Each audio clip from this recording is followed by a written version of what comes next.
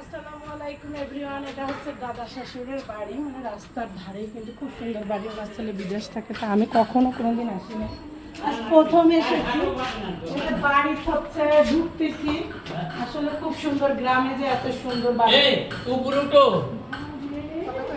দাদা শাশুড়টা একেবারে পাগল হয়ে গেছে। এক একটা রুম দেখো কত সুন্দর করে করেছে।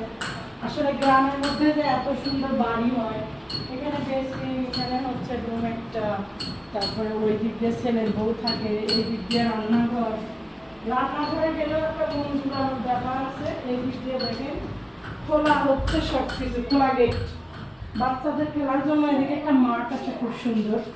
তো তারপরে হচ্ছে জীবনে আসলে এরকম বাড়ি করাই উচিত।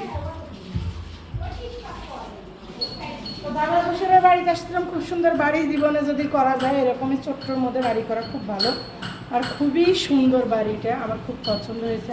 জানি আল্লাহ পাক আমার কপালে কোনোদিন এরকম রাখবে কিনা। তো যাই হোক, আমি গরিব মানুষ, অত বড় স্বপ্ন না দেখি। তো বাই বাই, খুদা হাফেজ। দেখো